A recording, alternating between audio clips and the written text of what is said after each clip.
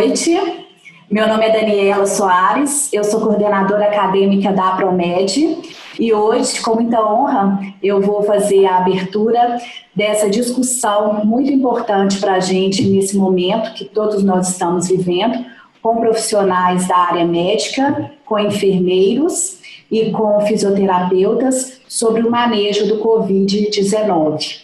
Essa discussão ela vai se dar com uma explanação de cada participante e depois com uma explanação do Dr. Carlos Starling. Nesse momento, eu vou convidar o Dr. Juliano. O Dr. Juliano, ele é médico da equipe nutricional avançada eterna do Hospital Mater Dei, especialista em clínica médica da rede Mater Dei de saúde e especialista em gastroenterologia pelo Hospital Felício Roxo. Pós-graduado em terapia nutricional, enteral e parenteral pelo Grupo de Nutrição Humana, GANEP, membro titular da Sociedade Brasileira de Clínica Médica, SBCM, Federação Brasileira de Gastroenterologia, FBG, e pela Sociedade Brasileira de Nutrição Enteral e Parenteral, Braskem, SBNPE. O professor Juliano, ele está então convidado para ele poder conduzir essa dinâmica da nossa live de hoje. Boa noite. Boa noite, gente. É com grande prazer e empolgação, né, que a gente vai começar essa discussão, né? Nós, professores da Apromed, Ética e Profissionais, agradecemos a presença de todos, né, nessa discussão. Nós vamos falar, como vocês já estão vendo, o manejo interdisciplinar da Covid-19. Na verdade, hoje a gente vai falar sobre interdisciplinaridade, né? Ou seja, a gente vai promover uma discussão entre as especialidades, né, que estão na linha de frente no manejo da Covid-19, desde a medicina, né, a enfermagem, a fisioterapia. Cada um vai falar sobre o seu ponto de vista, a sua experiência, o acolhimento, a abordagem, enfim, sintomas de gravidade, e espero que seja proveitoso para todos. Desde já, eu gostaria de agradecer a todos os profissionais que estão participando dessa live.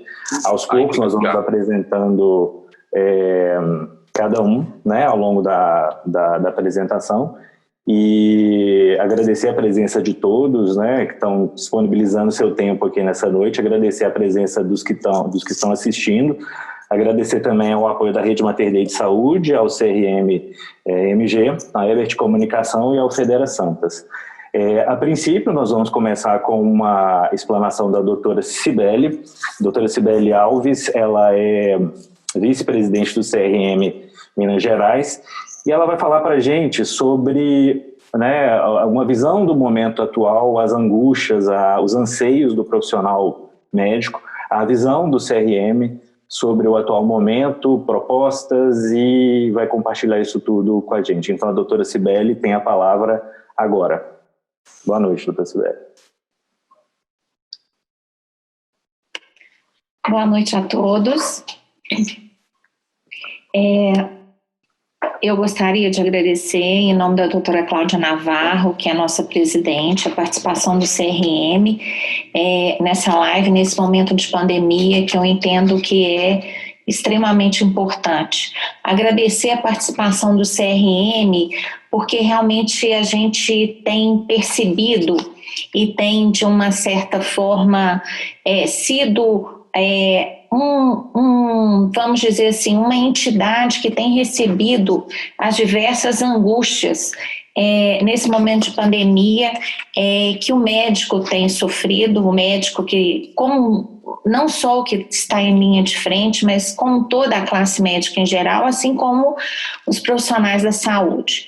Bom, então assim, na primeira fase, no primeiro momento, quando realmente veio o impacto do início da pandemia, o maior número de demandas que o CRM-MG teve foi em relação à questão dos EPIs, da falta de EPIs, da falta de segurança para se trabalhar, inúmeras demandas, inúmeros questionamentos questionamentos e nós provocamos por várias vezes o Departamento de Fiscalização do Conselho para que tanto abordasse os locais, as instituições de saúde onde houveram essas denúncias, como fiscalizações espontâneas para se saber se realmente o profissional ele poderia agir com segurança ou não. O que a gente percebeu? Duas situações. Muitas vezes não se faltava dinheiro para o gestor público ou para o privado. O que se faltava era a capacidade de compra.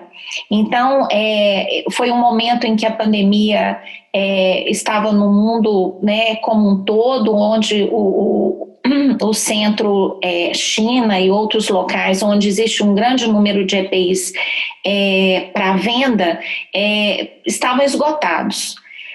Nesse segundo momento, a gente começou a perceber também, nesse primeiro momento eu quero dizer, que os profissionais eles estavam muito ansiosos, todos queriam usar máscara N95, trocar por várias vezes a máscara, mesmo que não usassem de tantos procedimentos que necessitavam do uso realmente da máscara N95.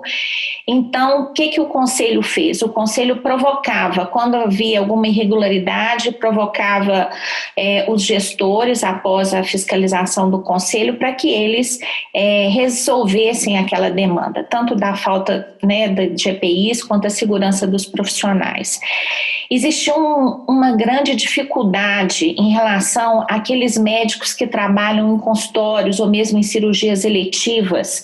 Existe aquele entendimento que, a princípio, o Conselho proibiu e todo o funcionamento, tanto de consultórios particulares, ambulatórios em geral, ou do SUS ou privados, e as cirurgias eletivas. E a gente sempre explicava, inclusive fizemos no início várias orientações de como proceder em diversos setores de atendimento da área médica, e lembrando que a autonomia do paciente, sempre, do médico, sempre é importante. Ele sabe o que é melhor para o paciente dele naquele momento.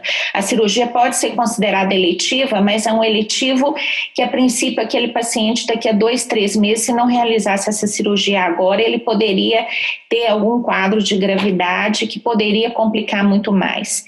Existiu também um momento de grande estresse psicológico, psíquico, medo dos profissionais com mais de 60 anos de idade em linha de frente, profissionais que tinham em casa pais idosos, pais com comorbidades, filhos com comorbidades, e todo mundo com muito medo. Foi quando existiu, inclusive, uma parceria do CRM-MG com a Sociedade Mineira de Psiquiatria para que colegas nossos psiquiatras passassem a atender de forma gratuita esses colegas que realmente estavam adoecendo do ponto de vista psíquico, né? Houve, e de forma rápida e ainda um pouco, vamos dizer assim, de forma emergencial e ainda não vista de forma clara pelo Conselho Federal de Medicina, que ainda não havia regulamentado novamente a resolução sobre telemedicina, veio então a possibilidade de se fazer telemedicina, veio a questão da prorrogação do tempo de validade de receitas, veio a necessidade do médico fazer uma certificação digital para emissão de receitas que fossem de medicação controlada. E, de uma forma geral, depois dessa questão toda, da falta de EPIs, da organização dos serviços, nós temos inúmeros protocolos extremamente bem feitos, tanto na saúde pública quanto privada, para atendimento ao paciente COVID. Nós buscávamos esses protocolos nas nossas fiscalizações. Nós tivemos, então, um segundo momento de uma ansiedade maior, quando o Conselho Federal de Medicina falou que delegaria aos conselhos regionais a questão de se autorizar ou não cirurgias eletivas. E junto com essa essa situação de autoriza ou não autoriza, novamente o Conselho Regional falou que dependia da autonomia do médico, depois de um preenchimento, de um esclarecimento do paciente, de um consentimento esclarecido, pois a gente sabe dos riscos, né, de uma maior contaminação, de uma morbidade maior no pós-operatório, talvez se esse paciente se infectar pelo coronavírus, mas a gente sempre lembrou que o conselho, ele não determina, ele não faz o que precisa ser, ele respeita a autonomia do médico, ele sabe o que é melhor para o paciente dele, e de forma muito rápida, né, infelizmente os nossos números, eles eram muito tranquilos e confortáveis, e nesse momento nós estamos passando por essa dificuldade da falta de medicamentos, principalmente medicamentos anestésicos, os curares. Existe novamente uma situação de dificuldade de compra, assim como foram os EPIs, e junto disso também uma preocupação do Conselho em relação ao banco de sangue. A gente sabe que os nossos hemocentros, eles estão com pouco depósito, pouca gente ajudando, né, os bancos de sangue. Hoje todo mundo realmente tem receio de procurar qualquer instituição de saúde se contaminar. E uma grande preocupação, e eu quero fechar com isso, né, dizer que todos os profissionais de saúde, todos os médicos, falando através, né, do Conselho, estão realmente de parabéns, porque são os soldados, né, são assim pessoas que realmente merecem todo o respeito, porque encaram essa pandemia de frente. E fica aqui uma preocupação que eu queria, né, falar para os nossos gestores em geral, que muitas vezes a gente vê nas reportagens que se abrem leitos de CTI, que há respiradores, que há estrutura, mas que não existe recursos humanos. Então, assim, eu faço um apelo, realmente, eu acho que o médico, todos os profissionais da saúde, eles não podem pagar essa conta do aumento do número de mortos por Covid-19. Eu acho que tudo faz parte de um contexto, foi tudo muito rápido, tudo muito novo, tudo muito inesperado. Então, assim, o que realmente a gente precisa é que o maior número de pessoas possam ser atendidas, quem for um paciente grave que tenha garantia de atendimento para um caso de maior gravidade, mas a gente precisa realmente respeitar todos esses profissionais da saúde, todos esses médicos que estão nessa linha de frente, diuturnamente, se arriscando. A gente vê quantos profissionais não morreram já nessa pandemia, mas a gente faz esse apelo que não sejam nós, os profissionais da saúde, quem vai pagar a conta no final dessa história. Agradeço a todos vocês e fico à disposição para responder alguma pergunta no final aí da nossa live. Muito obrigada. Brilhante, Cibele, excelente fala. A gente vai dar continuidade agora. A sequência, a gente imaginou, né, a gente raciocinou essa live, a trajetória do paciente, né, que chega, que procura um atendimento. E isso a gente procurou contemplar todos os momentos, né? Desde a chegada a um pronto-socorro, desde o momento que ele pensa, poxa, eu estou doente. Então, a gente organizou as falas dessa forma, né? Então, a primeira fala agora vai ser do Dr. Paulo Mendes. O Dr. Paulo Mendes, ele é especialista em clínica médica, grande amigo, né? Não posso deixar de falar isso, do Paulo, aliás, todos. Ele é especialista em clínica médica, ele é membro da equipe de clínica médica do Hospital Mater Dei, coordenador da clínica do Hospital de Betim, Mater Dei Betim. Ele é médico horizontal do serviço de urgência e emergência do Hospital Metropolitano, do Hospital Odilon Berens. Então, o Paulo vai falar para a gente sobre a acolhida do paciente no pronto atendimento, os encaminhamentos desse paciente dentro de um hospital e o alívio das angústias e o atendimento e o sequenciamento desse atendimento. Com a palavra o Paulo. Boa noite, Paulo. Boa noite, obrigado pela apresentação, obrigado pela Promed, pela oportunidade de compartilhar um pouco dessa experiência que a gente tem. São pouco mais de 3 meses, mas que valem por décadas, na verdade, né? Se a gente for fazer uma retrospecção, o que aconteceu na história da medicina nesse tempo todo, assim, a gente condensou muita coisa em 3 meses, né? E eu, como clínico, como alguém que está na porta de entrada do serviço, tanto de urgência mais importante quanto de uma urgência menos emergencial, vivenciei desde o comecinho as mudanças que foram acontecendo, desde o medo importante da população, de nós médicos, de o que estava por vir, né? Eu acho que a gente vendo o que acontecia fora do país, o caos que ia se instalando na Itália, na Espanha, a gente ficou muito preocupado, a gente se preparou, acho que todos os serviços que eu conheço de medicina se prepararam assim ao máximo para receber essa situação de caos. Então, eu acho que de março até aqui a gente tem uma bagagem grande, se é que é possível ter uma bagagem grande com tanta coisa acontecendo ao mesmo tempo. E eu queria compartilhar um pouquinho com vocês, expor as minhas angústias, os meus anseios, as minhas tranquilidades, graças a Deus, a gente consegue ter um pouco de tranquilidade nesse mar de angústia também, né? Então eu preparei uma apresentação mais sucinta para vocês, com o que eu tenho visto, com o que a gente achou de mais interessante, com o que pode realmente ajudar o médico, o enfermeiro, o fisioterapeuta nessa fase inicial da doença. Nós temos colegas ótimos de outras especialidades, doutor Daniel, a Daniela, eles vão expor um pouquinho da parte específica, então não vou abrir tanto para a parte de ventilação, de emergência, igual o Daniel e a Daniela vão falar, mas eu vou falar o que realmente eu acho que a gente precisa saber. Então deixa eu compartilhar aqui com vocês a minha tela.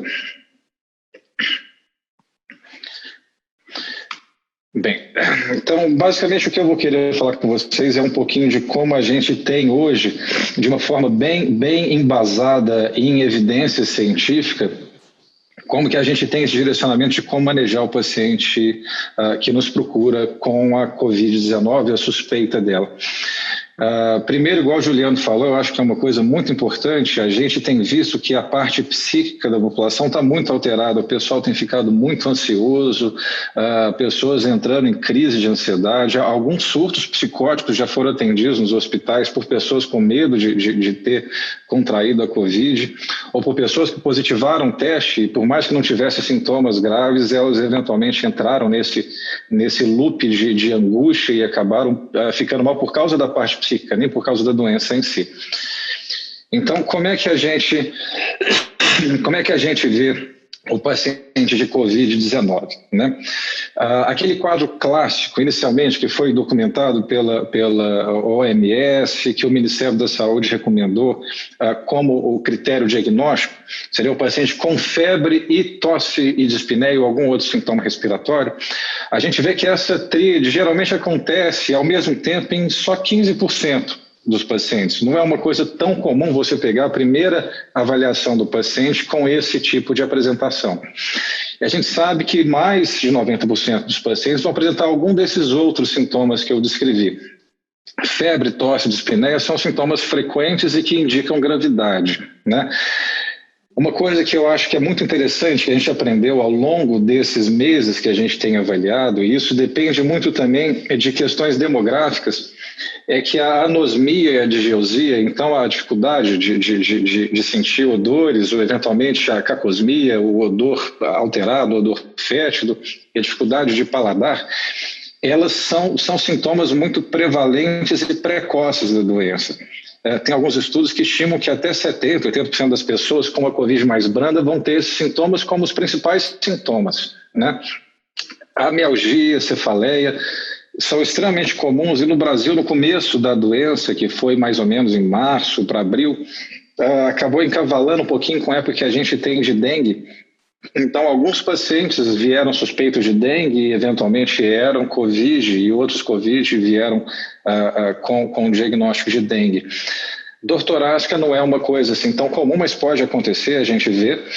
Congestão nasal e coriza, diferente da influenza tradicional, dos renovírus usuais, não são tão comuns assim na Covid. Mas, enfim,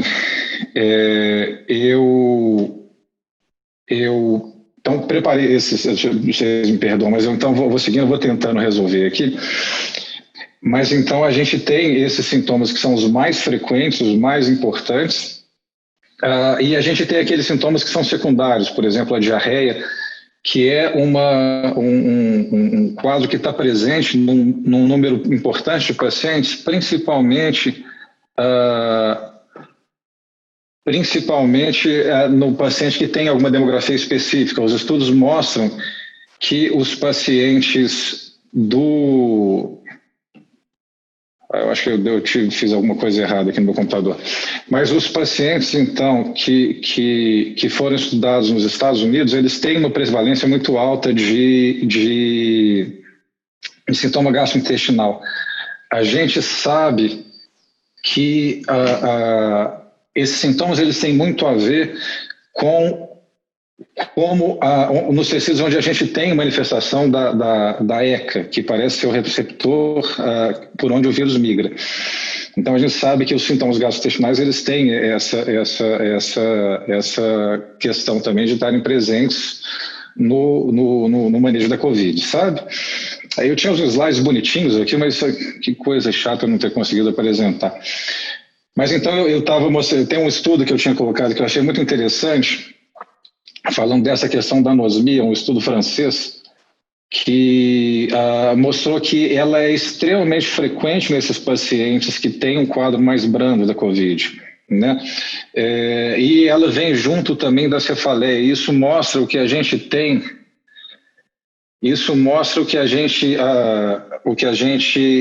consegue, o que a gente tem de... mais ou menos a patologia que a gente tem. Vocês desculpem, eu estou tentando mandar aqui para o nosso coordenador aqui, eu acho que vai funcionar aqui, perdão. Mas então mostra essa relação que a gente tem, que a priori a gente achava que essa questão da anosmia tinha alguma coisa muito a ver com o epitélio realmente da mucosa nasal. A gente vê paciente ficando com anosmia em sinusite, doença, né, rinite, resfriado comum e tal. Mas os estudos foram mostrando, a gente foi aprofundando, a gente viu que o vírus tem um neurotropismo importante. Então essa anosmia ela vem, na verdade, de acometimento do sistema nervoso central.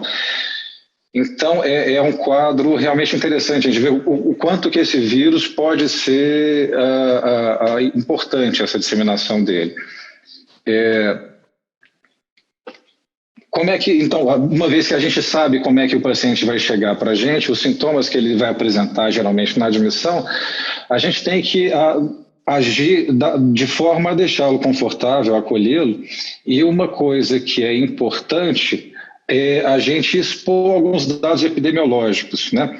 Eu queria mostrar aqui, eu acho que o Carlos provavelmente vai mostrar depois, ou se o Michael conseguir depois expor meus slides, vai ser muito bom. A gente tem um estudo grande que foi feito na China, em Wuhan, que ele englobou quase todos os pacientes que foram acometidos pela Covid lá naquele país. E ele mostrou uma separação epidemiológica bem importante, que ela mais ou menos ela foi muito refletida nos outros países, sabe? A gente tem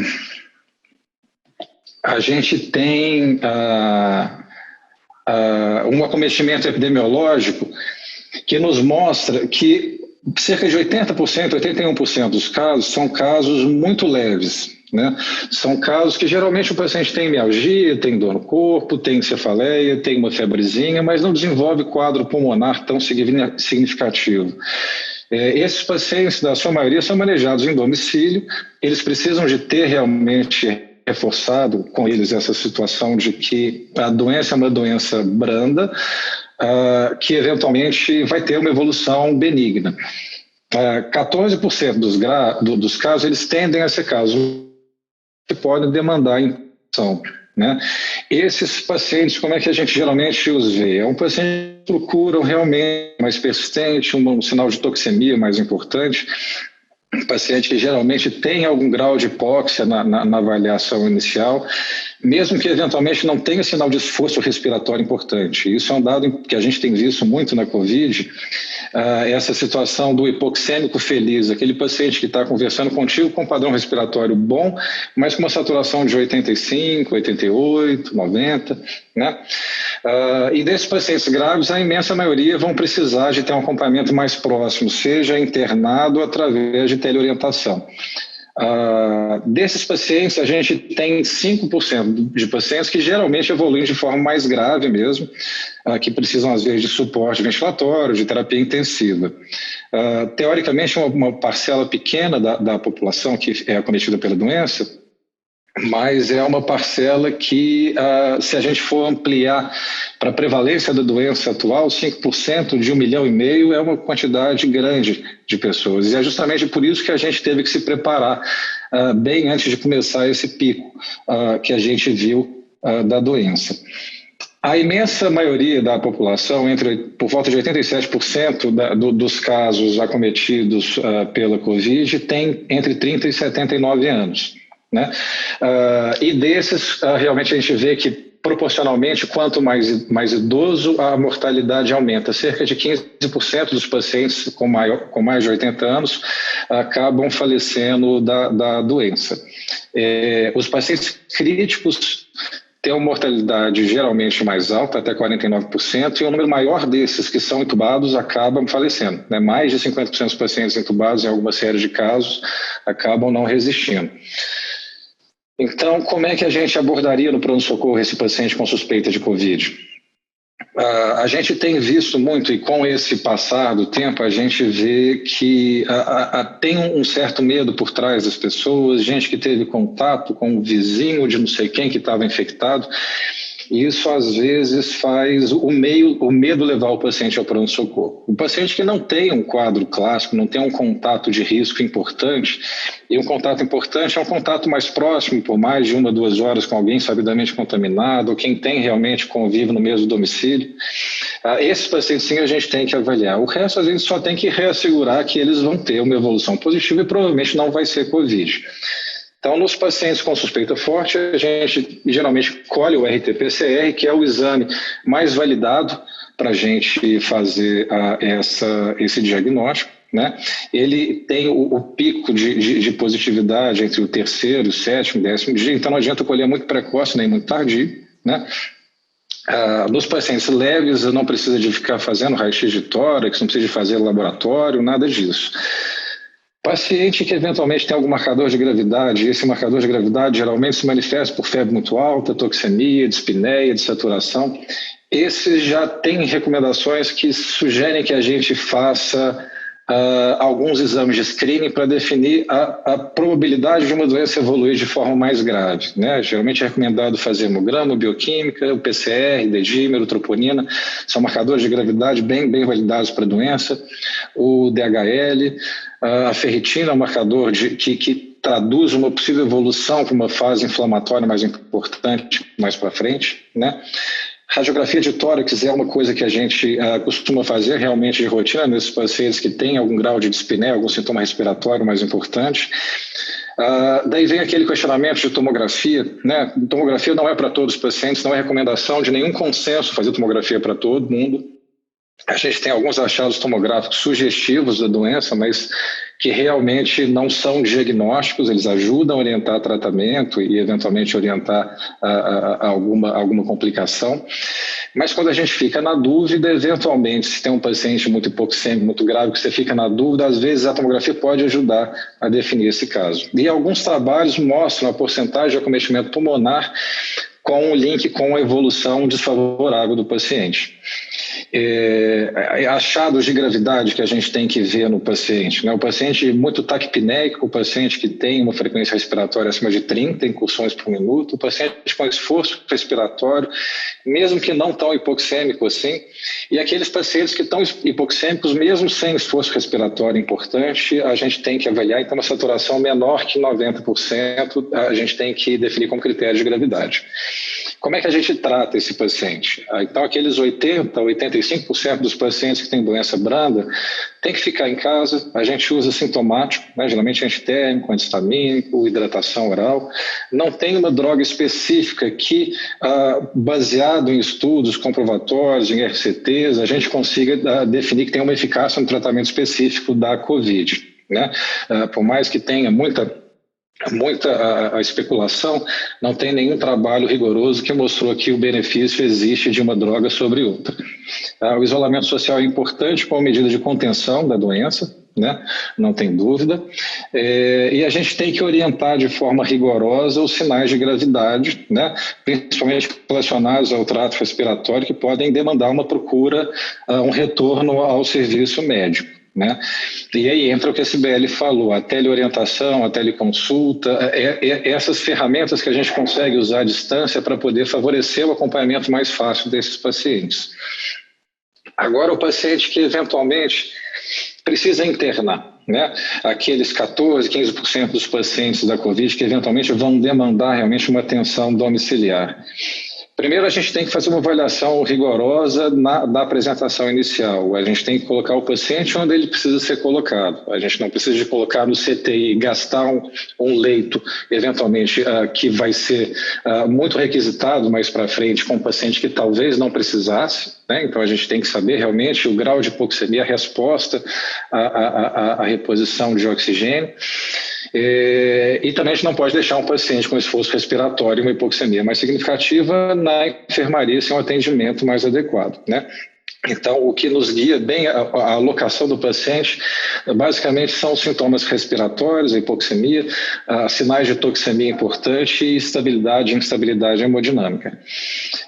Os pacientes aqueles que tendem a evoluir mal na fase inflamatória, que seria aquela segunda fase, depois do 7º, 8º dia, eles tendem a evoluir de uma forma muito rápida. Às vezes, num dia você viu ele, de noite ele já está pior. Então, esses pacientes que tendem a evoluir com uma piora gradativa precisam de uma avaliação mais frequente e precisam, às vezes, de ser alocados numa unidade de terapia intensiva ou num semi-intensivo.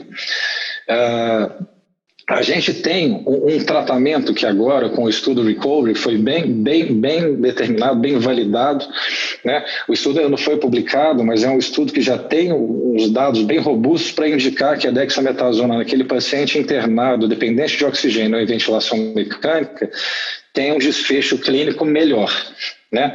Então, a gente usa dexametasona 6 mg por dia por até 10 dias nesses pacientes. O oxigênio tem que ser ofertado sob a forma de catéter, máscara. A gente evita oxigênio em fluxo muito alto para evitar a dispersão de partículas de aerossóis que podem contaminar a equipe médico-assistencial, né? A gente tem evidência de que a prona voluntária, naqueles pacientes com hipoxemia mais importante, tem o seu valor, né? Eu tinha aqui até um gráfico bonitinho que eu vou mostrar para vocês. Então, a gente tem vários estudos que estão sendo feitos a respeito da prona, que mostra que o paciente pode ou não responder, e aqueles pacientes que respondem tendem a manter, depois de ser supinados novamente, um grau de PO2, de saturação de oxigênio, mais alto do que aquele prévio à prona, sabe? A gente geralmente tem que manejar o balanço hídrico com um pouquinho mais de rigor, porque os pacientes tendem a reter um pouquinho mais de líquido e ficar com a piora da ventilação, se a gente tem uma estratégia menos conservadora na reposição hídrica. Alguns protocolos iniciais de instituições, o protocolo inicial do Ministério, recomenda que paciente internado com síndrome respiratória aguda grave sejam inicialmente manejados com antibiótico e oseltamivir, até a gente ter um resultado negativo do influenza ou ter uma certeza que o paciente não tem uma co-infecção bacteriana, né? Mas eu confesso que isso é uma coisa que tem mudado muito. As recomendações mais recentes do NIH, da OMS, preconizam que se você tem uma certeza mais rigorosa de que o paciente tem uma pneumonia viral mesmo pelo Covid, você não precisa de dar antibiótico, a não ser que o paciente mostre sinal de infecção bacteriana concomitante. E um dado que realmente a gente precisa de abordar e que foi muito falado no começo é a questão de IECA e BRA. Os pacientes não precisam suspender a medicação. No começo da pandemia, teve várias situações que os pacientes ficaram preocupados porque a literatura leiga colocava de forma errada uma série de informações de artigos científicos, e o pessoal interpretava que se usasse aí a cobrar poderia ter um desfecho pior, e isso é comprovado que não acontece. Eu tinha colocado aqui mais uns slidezinhos aqui só para falar um pouquinho mais do Recovery, né? Eu acho que é um trial que está a ser publicado, mas vai ser muito útil para mudança de conduta mundo afora, né? A dexametasona nessa dose que eu falei de 6 miligramas por dia até 10 dias, seja oral ou parenteral, ela reduziu nesse estudo até 1/3 das mortes dos pacientes que estavam em ventilação mecânica, isso levando a um NNT de 8, que é muito bom. Então, para cada 8 pacientes tratados, a gente evitava uma morte. E nos pacientes que internados com oxigênio suplementar, eles reduziu até 1/5 das mortes com NNT de 25. Então, para cada 25 pacientes, um evitava, um não morria, né? Então, a gente expõe, né, extrapolando isso para o universo de pacientes que a gente tem da Covid, a gente salvaria muitas e muitas e muitas vidas. Um outro braço interessante do Recovery que já foi publicado, né, antes da publicação definitiva, é o da hidroxicloroquina, que é uma questão realmente complicada, porque ficou muito politizado o seu uso, não uso, quando usa. O que o Recovery nos mostra com um dado estatístico muito relevante é que a hidroxicloroquina nos pacientes internados não melhorou desfecho de morte, né? Então, esse dado do Recovery fez alguns estudos que vinham sendo feitos pararem de recrutar pacientes realmente no braço da hidroxicloroquina, tipo o estudo Solidarity, que era aquele que estava sendo feito pela OMS, né?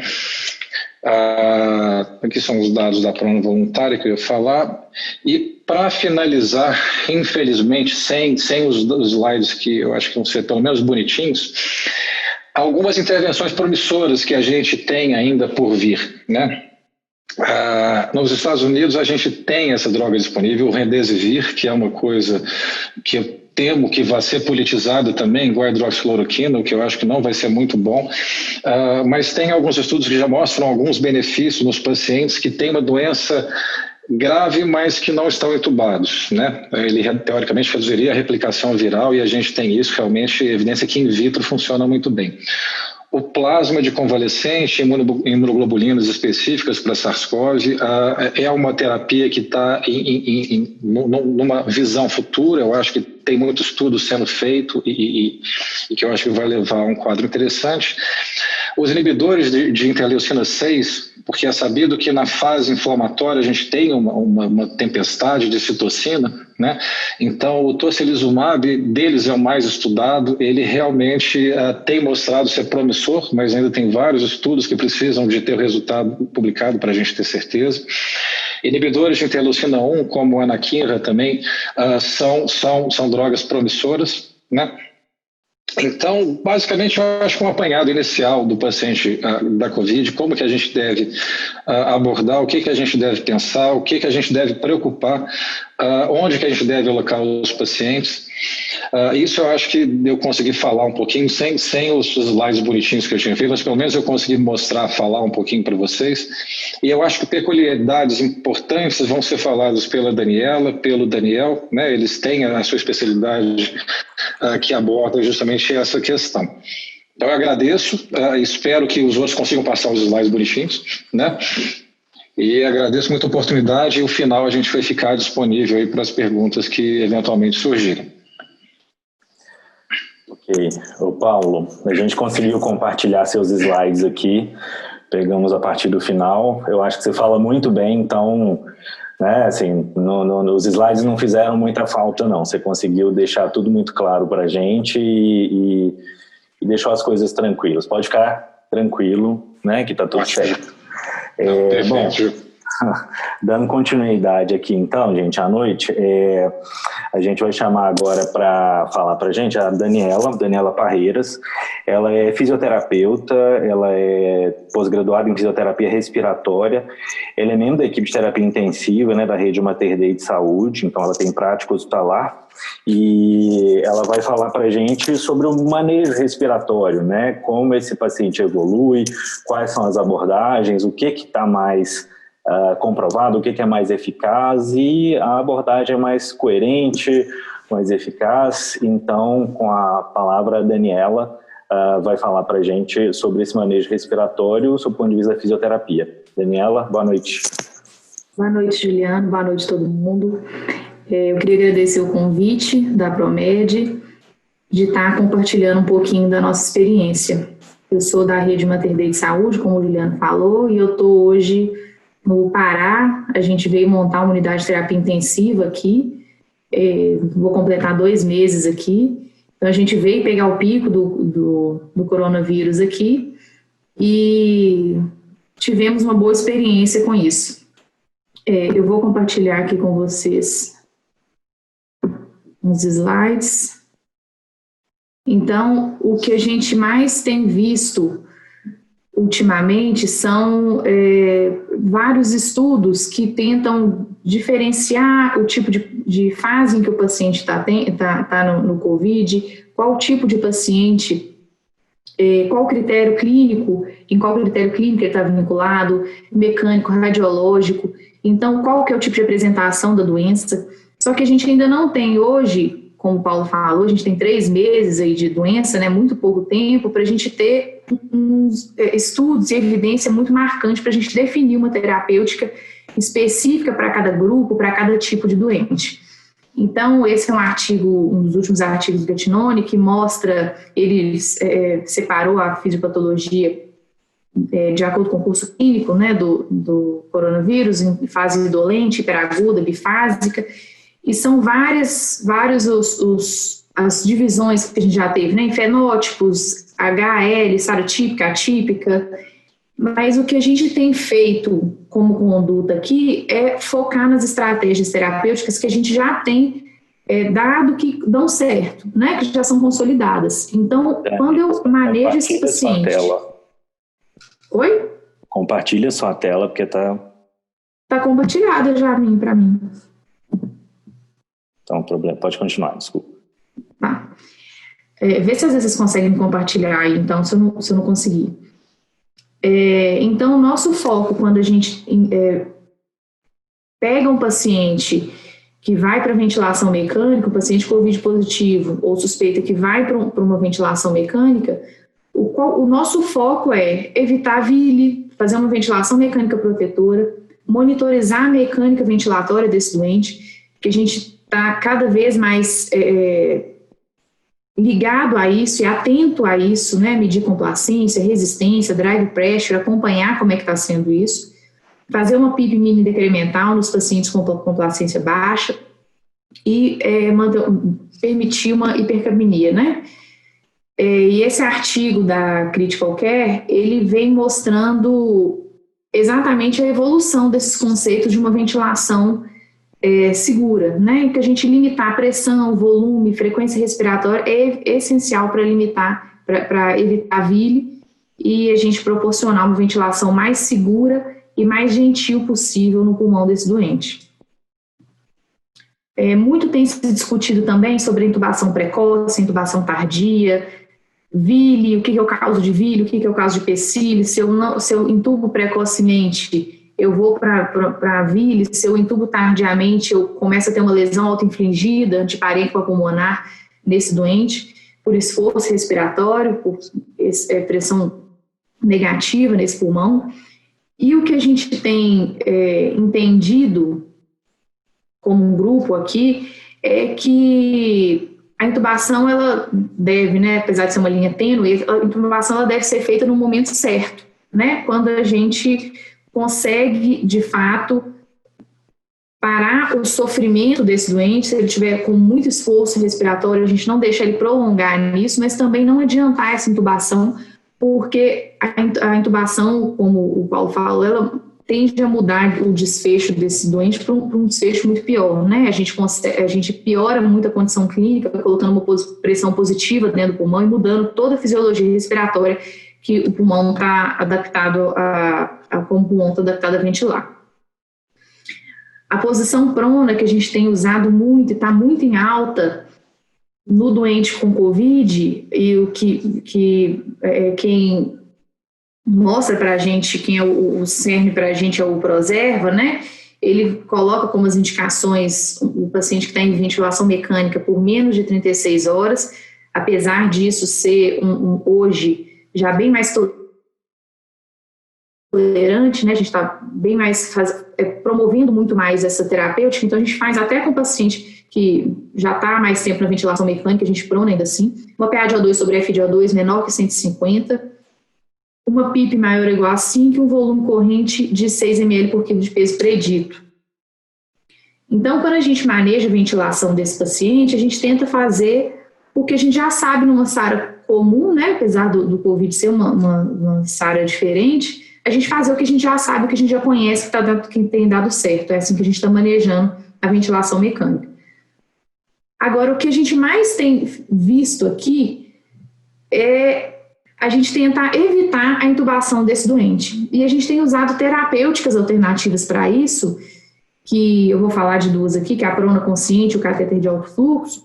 E a prona consciente a gente tem usado assim, em quase todos os pacientes aqui a gente usou, e a gente está vendo, claro que ainda a gente não tem grandes estudos de mudança de desfecho, mas a gente está vendo mudanças dramáticas de evolução desses pacientes. Então, a Intensive Care fez um guideline de como a gente vai fazer a prona desse paciente consciente, e para a gente incluir esse paciente como sendo apto à prona consciente, ele tem que estar com uma FiO2 maior ou igual a 28%, ou seja, no catéter pelo menos 2 litros, requerendo um suporte básico para atingir uma saturação de 92% a 96%. Se tiver um risco de insuficiência respiratória hipercápita, a gente mantém essa saturação de 88% a 92%. Isso é um paciente com suspeita ou confirmação de COVID, né?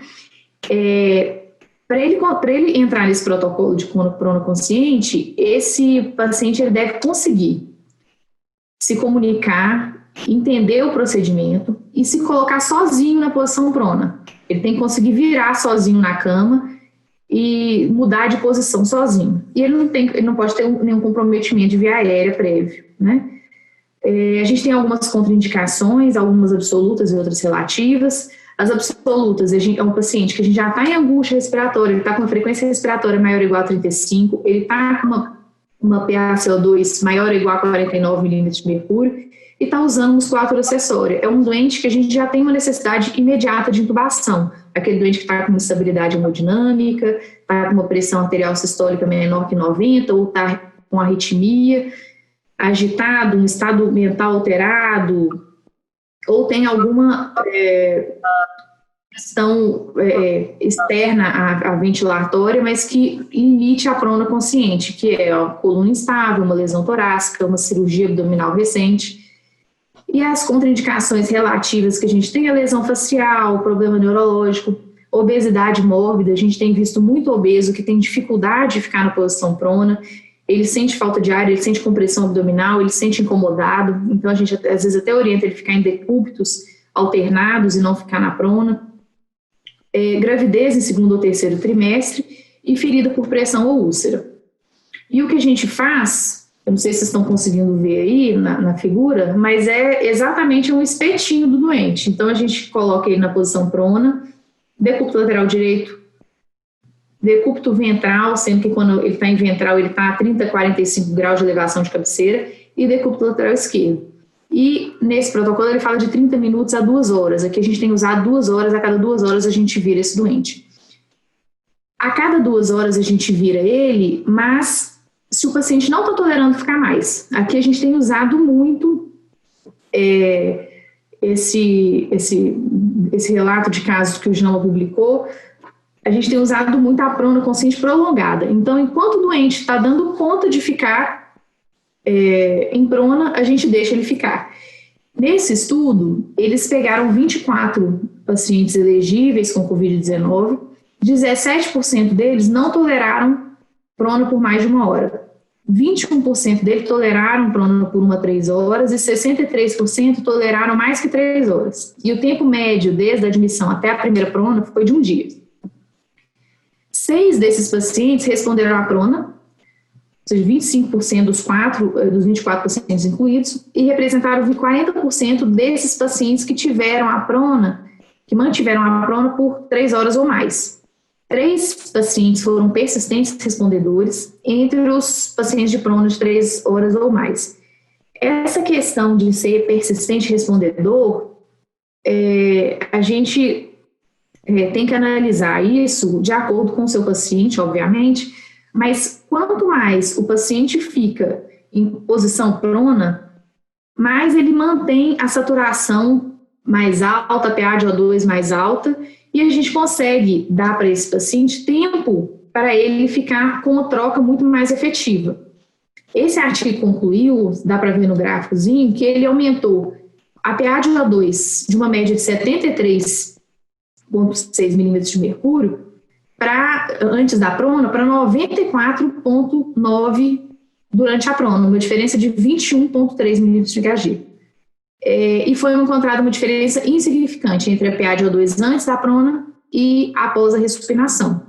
Mas, quando a gente tem esse doente que manteve essa prona por mais de 3 horas e manteve esse aumento de saturação, esse aumento de PA de O2 de 21 milímetros de Hg, ele ficou esse tempo todo tendo uma troca muito mais eficiente e respondendo muito melhor às terapêuticas que a gente está investindo nele. No final desse acompanhamento, no período de 10 dias, 5 pacientes necessitaram de ventilação mecânica nesse trabalho e 4 deles não mantiveram a prona por 1 hora ou mais. E aí teve necessidade de intubação dentro de 72 horas.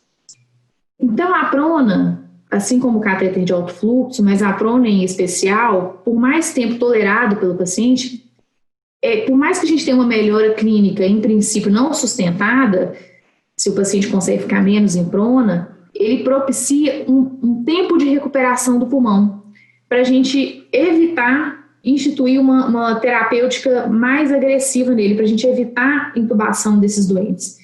E o que a gente tem visto aqui é muito isso, doente que chega, às vezes, taquipneico, o doente chega precisando de muito oxigênio, e a gente prona ele consegue melhorar, baixar a frequência respiratória, saturar muito melhor, a gasometria melhora muito, e ele consegue se manter quase que o dia todo pronado. A gente tem vários doentes que falam assim, não, eu durmo já de barriga para baixo e me sinto muito confortável, e que ficam e passam daquela fase aguda da doença, daquela fase em que existe aquele sofrimento de parênquima pulmonar intenso, e ele consegue se recuperar, consegue ter o efeito dos antibióticos, consegue ter o efeito da medicação, e ele consegue passar por essa fase de pico da doença sem uma terapêutica invasiva que tenha um efeito deletério para ele.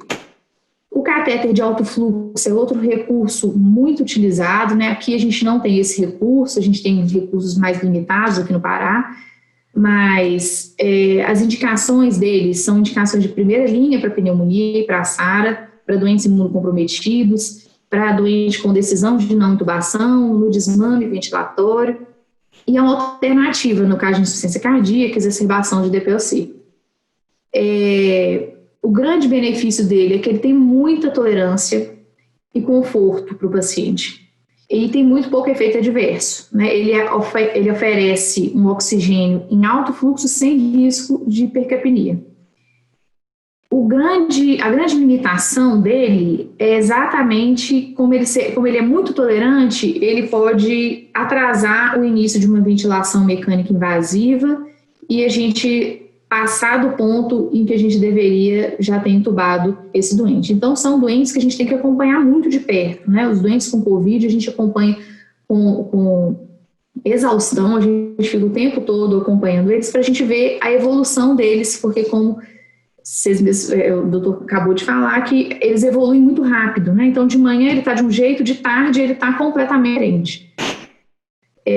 O grande medo do uso do catéter nasal de alto fluxo é a dispersão, né? E já é sabido que o catéter nasal de alto fluxo, ele tem uma dispersão menor do que o catéter nasal normal, e ele com 60 litros por minuto, ele exala, ele faz uma dispersão numa distância de 17 centímetros, 62 centímetros até se ele estiver mal fixado, e uma cânula nasal a 5 litros por minuto, ela tem uma dispersão de 100 centímetros. Então, não é um problema, não é um medo a gente usar o catéter de alto fluxo. Bom, é isso que eu queria compartilhar com vocês.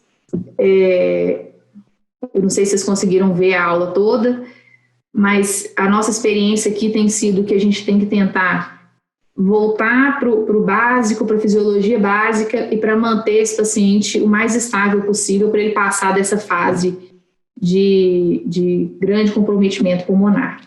Muito obrigada, vou aguardar até o final para quaisquer dúvidas. Muito bom, Daniela, né?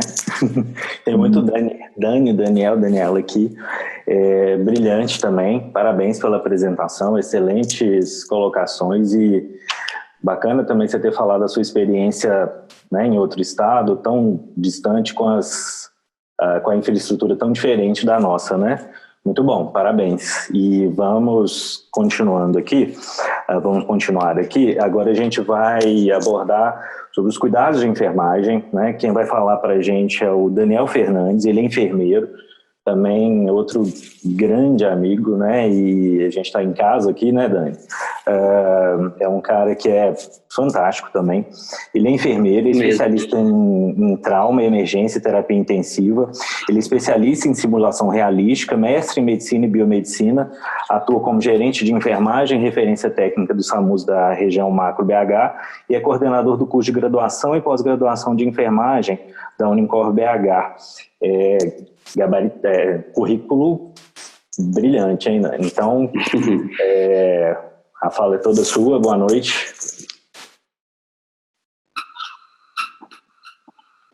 Tá. Você está me ouvindo bem, Juliano? Minha internet não está muito boa, já vou pedir desculpa. Cheguei em casa e fui surpreendido com um problema de conexão aqui. Aí, se tiver qualquer problema, pode me falar, tá bom? Tudo certo. Ótimo, vou compartilhar minha tela então. Queria agradecer na pessoa do Juliano, né, a Apromed, pelo convite. E queria dizer que, acho que o Juliano falou currículo extenso, né? Acho que antes do currículo é muito importante que a gente se entenda e se encontre como ser humano, né? Apesar de que vem antes de qualquer formação que a gente tenha. E isso é algo que eu aprendi muito cedo na minha vida profissional, porque é justamente o nosso caráter humano que vai marcar a gente como um bom profissional, porque técnica, eu acho que qualquer pessoa pode aprender, formação qualquer pessoa pode adquirir, mas essa formação que vem do berço, do pai, da mãe, dos avós, mais isso tem se tornado de enfermagem, medicina. Sempre começado minhas falas exaltando essa situação, porque eu acho que o grande problema que tem sido destacado, principalmente com essa pandemia, é a falta de preparo comportamental, mais no que diz respeito à segurança. E isso vem muito por causa desse ego que a gente sustenta muitas vezes, né? Eu acho que nós, profissionais da saúde, temos muito isso. Então, eu queria começar a falar sobre a questão do manejo do Covid na rede de emergência. Então, eu mudei um pouquinho o título de uma personalizada para falar sobre o novo normal, né? Do manejo respiratório aí, no caso, porque não é só na situação do Covid, e hoje, na verdade, fica muito difícil separar quem é suspeita, quem é confirmação e quem não é. Então, como emergencista, vou tentar focar um pouco da minha fala sobre isso. É muito importante que vocês entendam que eu não tenho nenhum conflito de interesse, coisas que na nossa prática acabam acontecendo, tá? A conexão sua está um pouquinho... Eu estou roteando a internet do meu celular. Então, acaba que a gente... Está falhando minha voz? Tá bom, Dani, pode seguir. Pode seguir. Dá fluxo, tá bom. Ótimo. Então, a gente acabava sendo um pouco demagógico mesmo com essa questão da segurança. Se preocupava muito com a gente usava era uma luva, né? E isso é muito importante, a gente ter essa consciência de que a assistência de saúde, ela tem que ser sempre relacionada com a questão da segurança, e vários clientes, principalmente a partir dos anos 2000, eles vêm nos mostrando que a atividade de saúde é uma atividade de risco. Esse gráfico é um gráfico muito repetido, talvez, fundamental das atualizações que nós temos, das mudanças de práticas para melhorar a segurança assistencial e, consequentemente, a qualidade assistencial. Então, o Philip Jansen, né, o Philip Hansen, na verdade, ele traz esse gráfico comparando a atividade de assistência à saúde com outras atividades. Então, quando ele compara que e hospitalização, por exemplo, com a atividade da aviação, a gente observa que a hospitalização ela é até 1 milhão de vezes mais... Pessoal, a gente teve um probleminha com a conexão do Daniel. A gente vai inverter a ordem. Dr. Carlos, será que é possível o senhor entrar agora? Claro.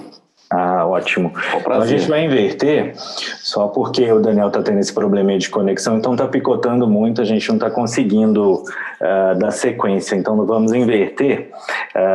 Então vamos lá, Dr. Carlos, ele é infectologista, né, tem mais de 30 anos de experiência na área, ele é referência nacional e internacional no assunto, e ele possui especialização em infectologia, na medicina preventiva e social e mestrado pela Fundação Cardiovascular São Francisco de Assis.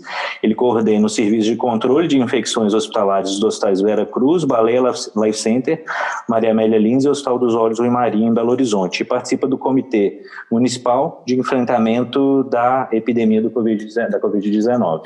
Então, o Dr. Carlos, ele vai fazer uma amarração, né, vai comentar sobre o que foi exposto e tentar expor aí para a gente sobre as condutas, o que tem sido, né, a prática diária e também as angústias, né, as nossas ansiedades. Dr. Carlos, muito obrigado pela presença, seja bem-vindo, boa noite, tem a palavra. Boa noite, Juliano, obrigado pelo convite, obrigado Promed, a Promed, né, pelo convite para participar com vocês dessa discussão, né? E eu tinha preparado uma apresentação, mas eu acho que eu vou simplificar muito, porque o Paulo já facilitou muito minha vida aqui, já colocou aspectos fundamentais no que se refere à sintomatologia clínica, a classificação desses pacientes, um pouco do diagnóstico. Eu vou estressar um pouquinho mais no diagnóstico, né, porque eu acho que é um problema sério hoje a interpretação desses testes, o que fazer, o que usar, né? A Cibele, ela colocou muito bem a questão do medo, e eu tive lá no CRM, logo no princípio dessa epidemia, fiz uma série de discussões lá com eles, mas esse medo não é injustificável, né? Nós temos mais de 150 mortos médicos, né?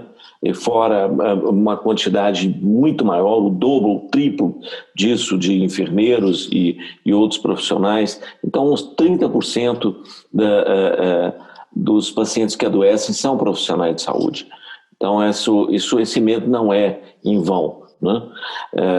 Isso associado à crise financeira dos próprios profissionais de saúde, muitos deles com consultórios fechados, né? Gera uma angústia e realmente crises graves, né?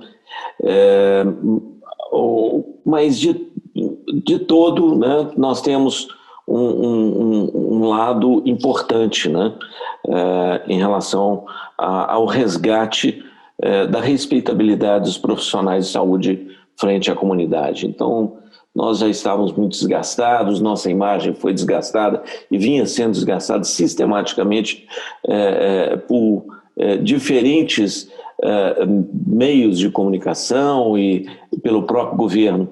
E, de repente, nós viramos heróis, aplaudidos pela janela, né? Ou seja, nós passamos a ter uma indulgência nesse processo, né? E nós temos que aproveitar isso, claro, né? Para valorizar e mostrar, né, exatamente o valor dos profissionais de saúde, né? Entender que segurança nacional passa por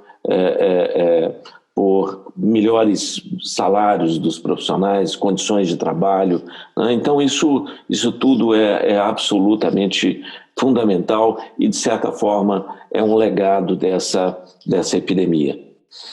O Paulo, então, ele comentou vários aspectos que eu vou reforçar. Antes disso, eu vou comentar um pouquinho, a Daniela falou aspectos fundamentais do que se refere à assistência desses pacientes, principalmente evidenciando a volatilidade dos conceitos nessa epidemia. Então, nós começamos essa epidemia com os chineses falando, não, tem que intubar precocemente os pacientes. Hoje nós já sabemos que isso é catastrófico, né? Então, evitar a intubação, a importância do prona consciente, né? Intubar quando é absolutamente fundamental, né? E os suportes que são possíveis hoje, né? Catéter nasal de alto fluxo, e mostrando que o trabalho multiprofissional interdisciplinar realmente ele faz diferença. O indivíduo que hoje, né, nesse momento da epidemia, tem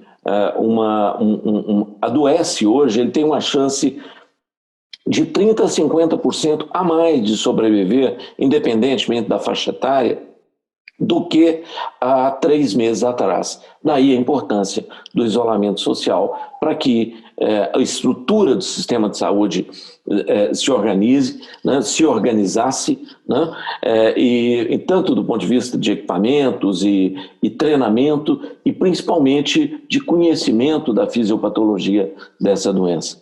Então, para quem questiona isolamento social, ele serve para isso também, para dar tempo para que nós nos preparemos do ponto de vista técnico-científico para enfrentar a epidemia. Eu vou tentar compartilhar, se não der certo, nós passaremos direto para as perguntas. Então, eu vou colocar em tela inteira, só para discutir alguns aspectos. Eu não vou me ater muito a essa parte histórica inicial, mas certamente a evolução da humanidade ela contribuiu muito com as epidemias. Este não é o juízo final, e outras epidemias que nós estamos vivendo e já vivemos, elas deixaram legados, como por exemplo é o caso da AIDS, no combate ao estigma, a intolerância, o racismo e a evolução científica que nos levou a ter hoje algo extremamente importante, que é o tratamento definitivo, praticamente definitivo, de hepatite C, que é fruto de pesquisas para tratamento da AIDS. E ontem nós tivemos uma boa notícia, isso já estava sabendo há muito tempo, nos trabalhos brilhantes do Ricardo Dias de São Paulo, com tratamentos muito promissores para a erradicação desse vírus.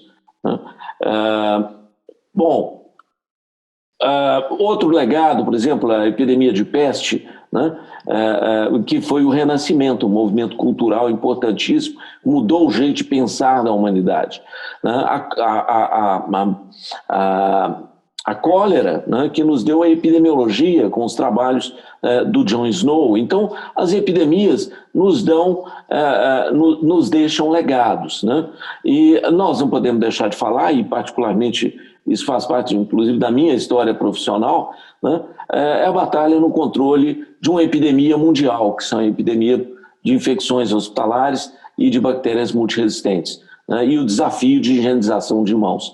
O que eu não consegui fazer em quase 40 anos, esse vírus fez em menos de 3 meses. É fazer que toda a população prestasse atenção na importância da higienização de mãos, né? Essa não é a primeira epidemia, e todas essas epidemias aqui são monitoradas dia e noite no sentido de prevenir, né, o que o coronavírus está fazendo hoje. O coronavírus furou a fila de todos esses patógenos que são monitorados pelo Centro de Controle de Doenças dos Estados Unidos, da Europa, da Ásia, né, e infelizmente nós não temos o nosso aqui. Esse é o coronavírus e essas são estruturas, né, principalmente essa estrutura, essa glicoproteína, que é exatamente uma das estruturas que estão sendo pesquisadas e usadas para imunização, ou seja, as pesquisas de vacina, elas usam essas estruturas que o vírus tem, né, no sentido de estimular o sistema imunológico e a produção de anticorpos. Então, são as estruturas antigênicas utilizadas hoje nas vacinas, que estão entrando em fase 3, provavelmente dentro de 6 meses a 1 ano, nós devemos ter essas vacinas no nosso dia a dia. Eu não vou falar muito da parte histórica, definir coronavírus, mas mostrar um pouco da mortalidade. Essa é a mortalidade que o Paulo citou, que é variável conforme a idade. Quase não temos óbitos em crianças, né? E mortalidade baixa até os 40 anos e daí para frente um aumento progressivo da mortalidade conforme a idade e principalmente comorbidades. As comorbidades influenciam muito, né? Por exemplo, diabetes está relacionado ao aumento, né, da mortalidade. Esse grupo, só devido à diabetes especificamente, em torno de 7%, mas é a idade combinada com fatores de risco que realmente aumenta o risco desses pacientes. A epidemia, ela geralmente tem 3 fases, né? Aliás, são 4 fases: uma fase de epidemias localizadas, depois uma aceleração rápida, um pico, né, onde se esgota o número de pessoas susceptíveis, e esse é o grande problema, né, de qualquer epidemia. Se nós não fizermos nada e não temos mecanismos preventivos, o que acontece é que aqui nós esgotamos a capacidade assistencial do sistema de saúde. Então, a estratégia de uma epidemia, quando você não tem tratamento ou medidas preventivas, é usar o isolamento social, o distanciamento mais ou menos rigoroso, conforme a característica de cada sociedade. A epidemia no Brasil, ela começa nos grandes centros, progride rapidamente para o interior, né? E nesses grandes centros, no Nordeste, nas cidades com um apelo turístico muito grande, né? É o caso de Fortaleza, é o caso de Manaus, né? No Norte, combinado com fatores climáticos e com a associação nessas regiões com a epidemia de H1N1 que ocorre nessa época. Em outros países, a epidemia, por exemplo, nos Estados Unidos, já atingiu um pico e chegou num platô. E é isso que nós vamos ter aqui, com alguns picos. Esse pico aqui é relacionado àquelas grandes manifestações que ocorreram nos Estados Unidos. Esses são os aceleradores e o conceito de R0, que é o número de pessoas infectadas a partir de um indivíduo. Então, nesse momento da epidemia nos Estados Unidos, eles estão com 4,2, ou seja, uma pessoa infectando 4,2 outras pessoas. A velocidade média está em torno de 1, mostrando que realmente atingiram um platô. Quando esse R0 fica abaixo de 1, a epidemia tende a declinar rapidamente. Isso é na Alemanha, mostrando que eles já subiram, desceram e agora continuam tendo alguns picos, né, dessa epidemia. Provavelmente isso deve voltar mais no final do ano. Mas o momento que eles estão é absolutamente distinto do nosso. Então, quem assiste muita televisão acaba achando que eles estão relaxando lá, nós podemos relaxar aqui, né? Lê do engano. No Brasil, nós estamos do outro lado da curva. Nós estamos com a epidemia em aceleração, com diferenças regionais significativas. Então, nós temos no Norte, Nordeste, a epidemia já chegando próximo do pico, né? E em outras regiões ela está iniciando, como é o caso nosso aqui em Belo Horizonte, né? O R0 no Brasil é 4,4, velocidade média 1,5.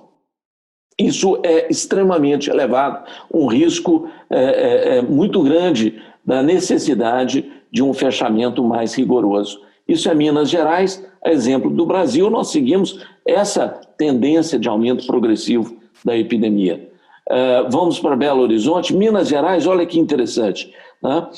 Nós temos as cidades do sul de Minas, Extrema, no sul de Minas, com a maior incidência por 100 mil habitantes. Belo Horizonte está aqui, lá atrás, né?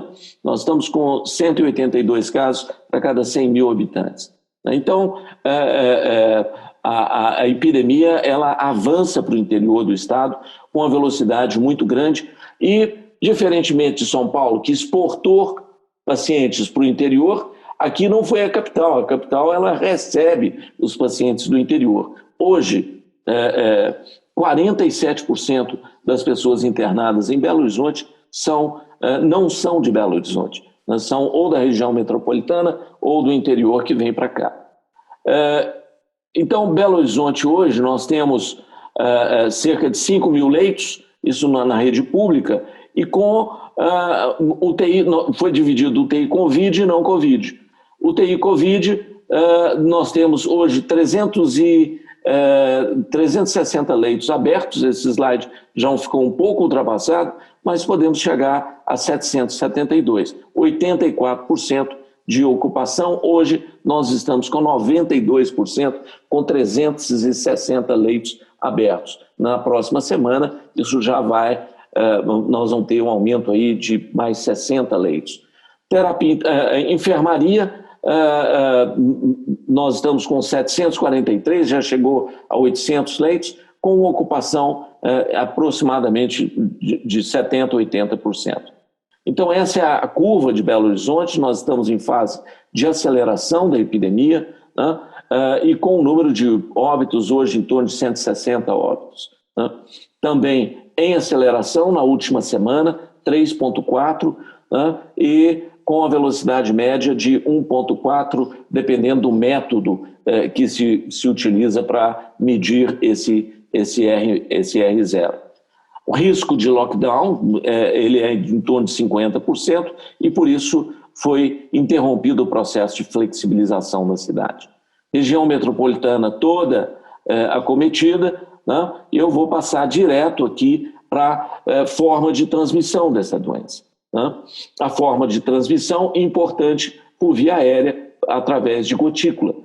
Então, hoje nós já sabemos que isso aqui também tem alguma importância, principalmente em terapia intensiva em pacientes em ventilação mecânica, tá? Ou em suporte ventilatório, seja ele mecânico ou não. Então, todo cuidado é pouco em termos de uso de equipamentos de proteção individual de forma adequada. Mas, como a influenza, perdigoto é o mais importante. Lembrando, pré-sintomáticos e pacientes sintomáticos, eles são os maiores disseminadores desse vírus. O pré-sintomático, em torno de 72 horas antes de apresentar o primeiro sintoma, o indivíduo já está transmitindo o vírus. E esse vírus, a maior disseminação ocorre também nos períodos entre o primeiro dia de sintoma até o 5º dia de sintoma.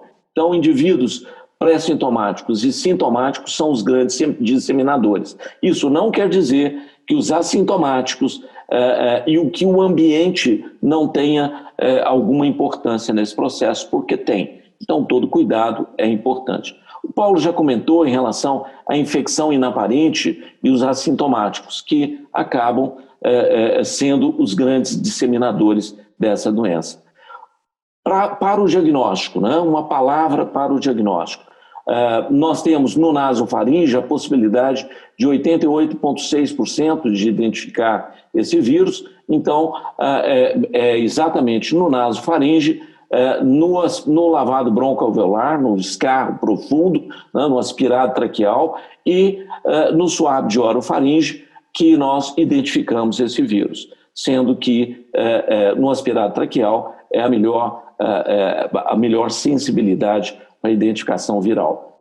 Nas fezes, nós podemos identificar o vírus e isso pode ter, no nosso país, por causa de questões exatamente sanitárias graves, né, isso pode ter alguma importância no nosso meio, assim como na África e algumas regiões da Ásia. Né. A grande maioria dos pacientes, 85%, como o Paulo comentou, não vão ter praticamente nada. Não vão ter sintomas ou sintomas muito leves, manejados ambulatorialmente e em casa. Sintomas graves, 10%, e nesse grupo, 10% a 15%, e nesse grupo é que nós vamos ter a maior parte dos pacientes que vão evoluir para óbito. A fisiopatologia eu não vou comentar, eu acho que o Paulo já comentou, mas eu vou aproveitar para discutir alguns aspectos que eu acho que são importantes aqui, né, que exatamente em relação ao tratamento, né? Nós temos, nessa fase inicial, né, da doença, nós temos existia até hoje, né, alguma dúvida em relação à eficácia da hidroxicloroquina. Isso acabou, apesar das questões políticas envolvendo essa droga, né? Hoje saiu um trabalho na New England muito interessante, um estudo randomizado, com grupo controle, né? Mostrando realmente que aquilo que outros trabalhos já vinham mostrando, que realmente não tem a menor importância. O Paulo comentou do Remdesivir, né? Então hidroxicloroquina e cloroquina nós já nem comentamos mais sobre isso, né? Ivermectina, a mesma coisa, é uma droga usada, é um antiparasitário, que in vitro, né, mostrou eficácia, mas a possibilidade de estudos em vivo é muito ruim, né, porque a dose tem que ser 30, 50 vezes maior que nós usamos do que foi testado nos estudos in vitro, e isso, portanto, não tem o menor significado. Ou seja, cada hora se arranja uma cortina de fumaça para justificar a não realização daquilo que de fato funciona, que é isolamento social, é distanciamento social, é educação das pessoas em relação a hábitos higiênicos. O Paulo comentou muito bem a respeito do corticoide nessas fases 2A, 2B e na fase de hiperinflamação dessa doença, onde também os inibidores de interleucina 6 podem ser uma expectativa, tem uma possibilidade de sucesso. Para diagnóstico, né, lembrando que o vírus ele evolui cerca de uma semana antes, né, há uma replicação viral importante após o contato, né, cerca de 3 a 5 dias após o contato, esse vírus já começa a replicar. Então, nós vamos ter método diagnóstico para a fase aguda da doença é RT-PCR. E agora nós temos um PCR rápido da Cepheid, que é uma técnica muito boa, é um equipamento muito bom que nos dá um resultado em torno de 50 minutos. E nessa fase também nós temos a possibilidade, iniciando agora, os métodos antigênicos, que pegam exatamente aquelas espículas do vírus, né, antígenos, né, métodos que detectam aqueles antígenos. Então, isso praticamente substitui o PCR, isso está entrando agora no mercado nacional. Então, é uma expectativa boa, porque é fundamental diagnosticar rápido para que nós possamos fazer também uma abordagem desse paciente, um manejo adequado dentro do hospital, e principalmente em relação a isolamento de contatos, a evitar que esse indivíduo disperse o vírus na comunidade. A partir do 10º, 14º dia é que os métodos de diagnóstico a partir de anticorpos começam a ter algum significado. Então, o que eu tenho visto de muito erro é as pessoas querendo usar métodos, né, sorológicos para diagnosticar a fase aguda. Nesse caso aqui, IgM e IgG praticamente aumentam no mesmo ritmo. Então, o IgM praticamente não serve para nada, a não ser para confundir as pessoas, porque ele também tem dado 50% de casos falsos positivos por causa de outros coronavírus que todos nós já entramos em contato ao longo da vida. Então, aqui vale chamar a atenção. O método sorológico é para inquérito sorológico e para se avaliar eventualmente um indivíduo que teve algum sintoma lá atrás, se ele produziu IgG. Então, é o método mais correto, pode ser feito por quimiluminescência, por ELISA, né? E aí é feito sempre com sangue total. Os métodos rápidos, hoje, infelizmente, pela rapidez com que eles foram desenvolvidos também, acabam sendo de pouca utilidade. Eu não vou discutir essa tabela e lembrar só de um pequeno detalhe, né? Os dados pulmonares, aquilo que o Paulo também já falou, esses achados radiológicos que são extremamente importantes, mas eles não são exclusivos de Covid-19. Portanto, é um método complementar, ele não é de diagnóstico definitivo, nem obrigatório de ser feito em todos os pacientes. Eu acho que vão deixar para pergunta, eu fico à disposição para que nós possamos abrir para as pessoas debaterem, ok? Ok, doutor Carlos. Brilhante também, parabéns pela apresentação. Acho que foi bastante esclarecedora, né? Muitas perguntas que foram feitas aqui, boa parte foram respondidas pelo que o senhor falou. Só me posicionarem aqui, gente, o Daniel, ele vai entrar só com vídeo. Acho importante a fala da enfermagem. Daniel, tá aí? Eu estou aqui, Juliano. Oi, Dani. Bom, você quer comentar? Vamos continuar? Eu tô com conexão melhor, só que eu não vou conseguir compartilhar os slides. Já, mais uma vez, peço desculpa, mas essa nova normalidade da gente também sobrecarrega um pouco a internet, né? E mesmo dando aula todos os dias, hoje eu cheguei e fui surpreendido mesmo por essa manutenção aqui na rede. Mas, enfim, eu acho que mesmo sem os slides é possível compartilhar com vocês um pouco das experiências, e acho que o mais importante do ponto de vista da enfermagem que eu vinha dizendo é essa questão mesmo de sermos os profissionais que geralmente zelam pela organização da casa, que é o serviço de assistência à saúde, né? Nós estamos ali como gerentes dos setores muitas vezes, como gestores dos setores muitas vezes, e isso nos faz ser mais conscientes, né, dos equipamentos, dos insumos, e fornecer isso para os demais profissionais. E quando a gente fala de segurança na situação da pandemia, houve um abalo das estruturas mesmo dos profissionais de saúde, daquelas questões dos egos que eu vinha falando, porque no início, a grande maioria dos contaminados, né, como a Sibeli disse na fala dela, foram profissionais de saúde. E eu não posso deixar de falar como enfermeiro que a grande maioria dos profissionais de saúde, em qualquer serviço que a gente for, são profissionais de enfermagem. 75% de mão de obra do serviço de saúde é a enfermagem em qualquer nível de atenção. Primária, secundária, terciária, quaternária, seja qual for o nível de organização do serviço de saúde. E dentre esses profissionais de enfermagem, a grande maioria são técnicos de enfermagem, que são pessoas aí de nível médio, pessoas às vezes com vulnerabilidade social muito alta, que dependem realmente da organização que o serviço vai ter para garantir condições básicas de segurança no seu trabalho. Em Minas Gerais, nós somos hoje 73% do número de contaminação entre os profissionais. E a grande maioria desses profissionais se contaminou na hora da desparamentação, de retirar o equipamento de proteção individual ou com equipamentos de proteção individuais inadequados no início. Então, nós, gestores em saúde, tivemos muitas dificuldades em adquirir equipamentos de proteção individuais, os fornecedores cada vez com qualidade mais péssima, porque houve um relaxamento mesmo das normas de credenciamento junto à Agência Nacional de Vigilância Sanitária para liberar a produção desses equipamentos, e a gente encontra esses equipamentos de todos os tipos para comprar. E acaba que na saúde pública a gente tem que depender da licitação, e a licitação ela vence muitas vezes pelo preço e não pela qualidade, e isso é um fator complicador.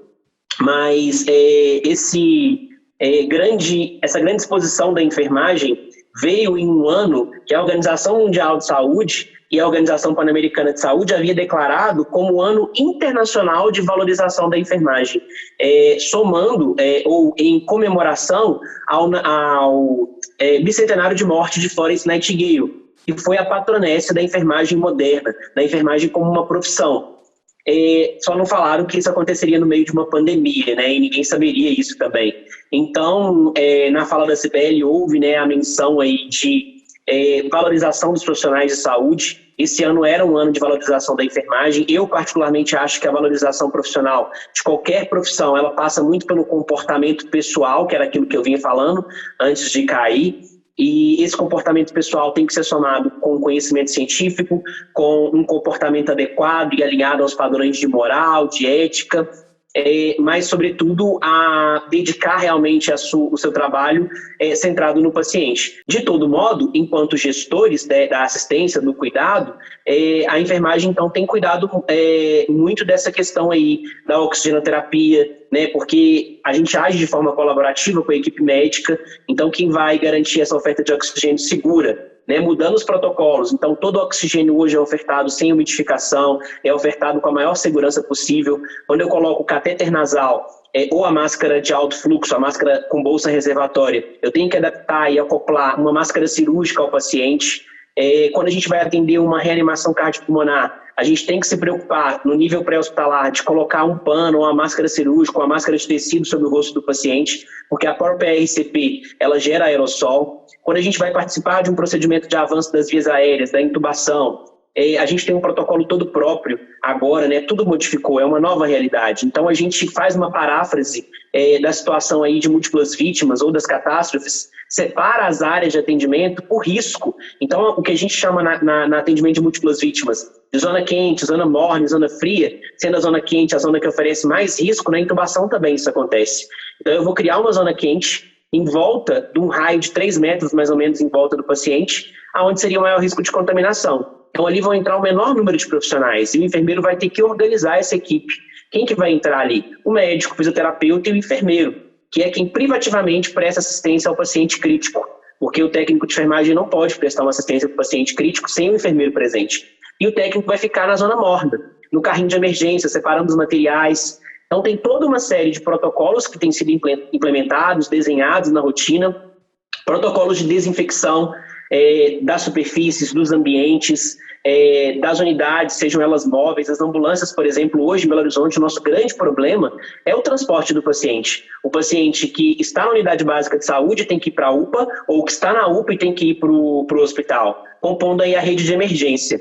Nós temos unidades próprias para Covid, né? A gente tem a USA Covid, tem as USBs Covid, mas elas não estão dando conta do recado. A gente está hoje na tela mais ou menos com um tempo de espera de 10 a 12 horas para transportar esses pacientes. Então, temos vagas, né? As vagas existem, ainda os leitos não estão completamente ocupados, mas esse transporte tem sido atrasado pela falta do recurso.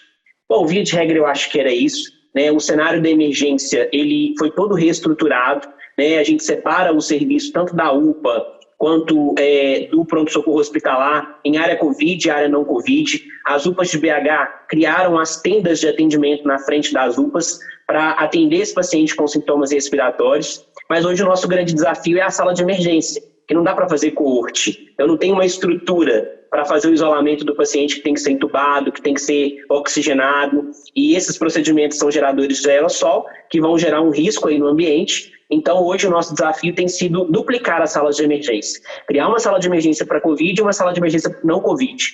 E a gente está aí diante desse desafio, porque precisa de equipamento, mas também precisa de mão de obra, e mão de obra qualificada. E uma mão de obra qualificada com baixa remuneração é muito difícil de se encontrar, porque as pessoas não vão aceitar essa condição de trabalho facilmente.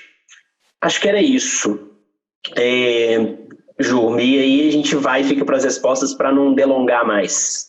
Tentei ser o mais objetivo possível. Muito bom, parabéns, Anne, pela apresentação. Acho que todo mundo deu seu recado, né? Eu acho que cada um demonstrou a sua importância e uma frase que o Dr. Carlos, né, falou, eu acho que se aplica, né, muito ao que a gente, né, está vivendo, que ele não conseguiu fazer em 30 anos, né? Ele tá vendo acontecer em 3 meses, muito pela consciência de todos e talvez pelo que, né, eu acho que essa pandemia nivelou a todos, né? Quando, até um depoimento muito pessoal, né? Eu acho que não é nem apropriado, mas vamos lá, falar de profissionais de saúde como heróis, né? E, na verdade, eu acho que todo mundo tem uma função, né? Desde todas as profissões, né, e a população geral, sobretudo, porque o distanciamento social é algo que faz a diferença, né, e temos que relevar tudo isso. A importância dessa live hoje foi destacar a interdisciplinaridade. Eu acho que essa palavra ela é fantástica, ninguém trabalha sozinho, ninguém vive sozinho, todos somos dependentes e complementares uns dos outros, né? Vou puxar a sardinha para o meu lado, porque terapia intensiva, infectologia, enfermagem, fisioterapia. Eu lido com terapia nutricional, isso é algo importante. A gente vê que esses pacientes, depois de longas internações, eles saem extremamente consumidos e isso é uma coisa que deve ser extremamente relevada, né, atentada desde o início, né? Então, agradeço a todos pelas brilhantes palestras, né, pelas brilhantes exposições. Eu vou abrir agora para algumas perguntas que foram feitas. A gente, infelizmente, teve que encurtar o tempo de discussão, né? Selecionamos algumas perguntas para a gente fazer agora, e acho que essa daqui vai para o Dr. Carlos e para o Paulo. Dr. Carlos e Paulo estão aí? Atentos? Perguntaram se os testes rápidos, né, IgG e IgM, ELISA, IgA e IgG, IgG e IgM de quimiluminescência podem ser feitos como forma de controle e prevenção para o isolamento? Eu vou responder, de certa forma, eu já respondi isso ao longo da apresentação, né? Para isolamento, não. Né? Esses testes não se prestam a diagnóstico de formas agudas. Né? Forma aguda é exatamente o RT-PCR, sendo que esses métodos, o PCR rápido através de técnicas como a Cepheid, né, e os testes antigênicos, eles vão facilitar muito a nossa vida. Hoje o grande problema que nós temos dentro do hospital é exatamente de receber um paciente e não saber o que ele tem. O Paulo comentou muito bem a questão do oseltamivir. Né? Então, as pessoas têm um kit de tratamento que não necessariamente precisa existir. Né? É dar antibiótico, né, que vai selecionar a bactéria multiresistente, se esse paciente lá na frente, assim, uma semana, 2 depois, precisar de ventilação mecânica e ir para a terapia intensiva, ele já vai com sua microbiota alterada e ávida, né? Todos os sítios de ligação de bactérias liberados para adesão de bactérias multiresistentes. E aí KPC, Acinetobacter, MARSA, etc. E nós sabemos muito bem, pacientes com bactérias multiresistentes e idosos, né, em ventilação mecânica e chocados, a mortalidade vai lá para cima de 85%. Então, nós não temos nós temos que ter e lembrar dos princípios de uso racional de antibiótico. E o uso racional de antibiótico, para que nós possamos fazer isso, nós temos que ter diagnóstico. E diagnóstico de infecção viral é fundamental, né? Então, ter métodos rápidos, disponíveis, é essencial, tanto para diagnóstico de Covid quanto para diagnóstico de influenza. Né? E lembrando que não vale dar oseltamivir para paciente com mais de 72 horas de sinais e sintomas clínicos. Então, aí não precisa de teste nenhum, não precisa dar porque não funciona. Aliás, aumenta a incidência de suicídio, de acordo com vários trabalhos que já saíram há bastante tempo. Então, não vale a pena ficar dando remédio que o paciente não precisa, né? E aí vale para tudo, né? Não é só antibiótico e, principalmente, hoje, o que está acontecendo com a população. Né? Inclusive, colegas nossos, né, apaixonados pela ivermectina, pela cloroquina, parece que nem passaram por um curso de medicina e com o mínimo de conhecimento em medicina baseada em evidência. Né? Então, quando você não sabia, tudo bem, justifique-se. Mas hoje nós já temos um monte de trabalho mostrando que essas coisas não servem para absolutamente nada, então não tem que... Né? Foi muito curioso ontem, né? O presidente da República tomou um comprimido de hidroxicloroquina e algumas horas já estava praticamente bom. Eu falei, que coisa espetacular, meu Deus do céu. Eu nunca vi uma droga tão fenomenal assim. Né? Então, se nós tivéssemos isso, seria uma maravilha de fato. Né? A gente até torce para que pudesse dar certo mesmo. Né? Ótimo, Carlos. Deixa eu só colocar uma coisinha que me chamou a atenção também. A gente, na porta dos pronto-socorros, a gente está vendo também um afã muito grande das empresas de como que eu vou receber de volta os meus funcionários que estavam doentes, e a gente tem recebido muita indicação de empregador de fazer teste IgG de um paciente confirmado com PCR também, sabe? Então a gente fica onerando o sistema sem menor motivo, né? Então, acho que tem que ser bem esclarecido mesmo. Eu acho que essa sua fala, como referência, eu acho que vai ser muito importante para o pessoal seguir direitinho as recomendações. Perfeito, Paulo. Isso tem acontecido mesmo. Você lembrou muito bem. O pessoal nas empresas, porque tem um mantra, né? Testar. Aí as pessoas começam a testar de qualquer jeito, fazer uma confusão danada, usar teste para detectar anticorpo no princípio da doença. O anticorpo só vai aparecer depois de 10 dias. Tudo que aparecer antes é falso positivo, né?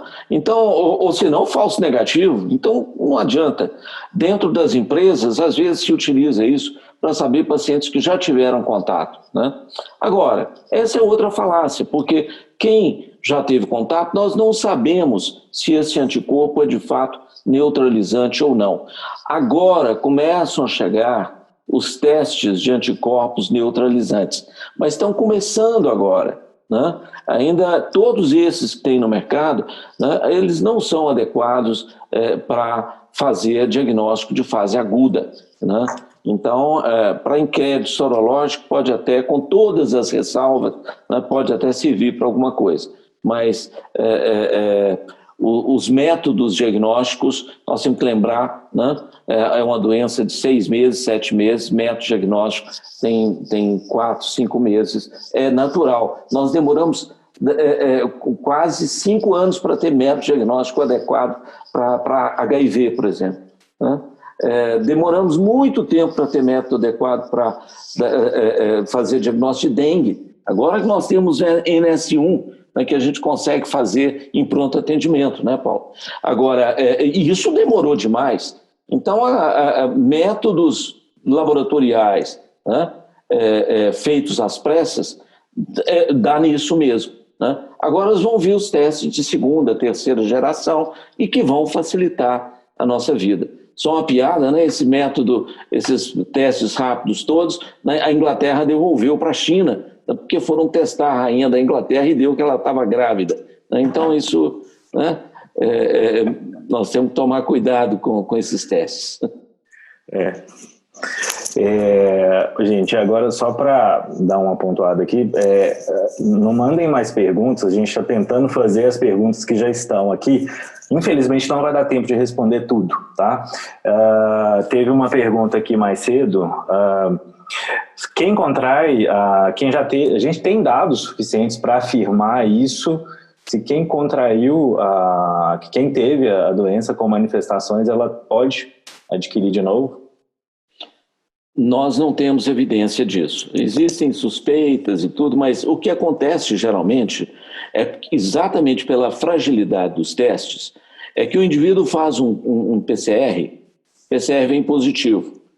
Depois, o que tem é que depois do 14º dia, vários pacientes continuam tendo PCR positivo. Mas nós já sabemos que isso são fragmentos de RNA, né, que ficam positivando o teste, mas que não têm capacidade infecciosa. Então o teste fica positivo, eventualmente a carga viral ou mesmo esses fragmentos não são detectados no momento e são detectados no momento seguinte, quando o paciente adquire uma outra doença infecciosa. Lembrando que influenza, né, é importante e nem todo mundo se vacina contra a influenza. Ou adenovírus, ou vírus sincicial respiratório, né? Então, o indivíduo vai e faz um novo PCR, tem fragmento de RNA, ele acha que é uma nova infecção, né? Então, isso é o que acontece e que aconteceu na China, todos os casos que foram investigados mostraram isso. Hoje eu sei que teve um caso, porque me ligaram de vários lugares para discutir essa situação. O indivíduo teve e agora vai ter outra vez, né? Isso tem que ser visto com muito cuidado, a maior parte das vezes não. Os estudos de clusters familiares, um trabalho muito bom feito na França, né, que acompanhou vários familiares de pessoas que adquiriram e confirmaram, tiveram Covid-19 confirmado por PCR. As pessoas com as quais elas conviviam dentro de casa, algumas ficavam positivas e as que não ficavam, eles pegaram o CD4 desses pacientes, e que mostrou o seguinte, que esse CD4, ele era um CD4 ativo, né, contra a Covid-19. Então, mesmo não tendo positividade, não tendo positivado o seu PCR, tem alguma memória imunológica celular, o que é importante. Então, parece que existe, sim, né, uma possibilidade desses contactantes irem fazendo memória imunológica. Isso tem uma importância muito grande, principalmente no caso das vacinas, né? Porque é fundamental que essa memória imunológica do tipo celular, ela se estabeleça, porque ela é que é duradoura, né? Ter anticorpo e testar com anticorpo positivo não significa necessariamente memória imunológica. É preciso que tenha memória imunológica com anticorpo neutralizante e CD4 ativado. Ok. Do Carlos, eu vou tentar resumir 3 perguntas aqui que me foram enviadas agora, né, para a gente tentar encerrar. E, na verdade, eu já queria fazer um convite a todos de aguardarem, porque a Promed vai fazer um sorteio de casos clínicos, né, que é um produto que a Daniela, depois a gente vai colocar aqui né, no site, né, quem foi selecionado, quem foi o vencedor, por e-mail. Então, eles vão entrar em contato. Então, só no final eu vou divulgar esse nome. Então, fizeram a pergunta, se existe uma conduta única de diagnóstico e tratamento nos diversos hospitais de BH,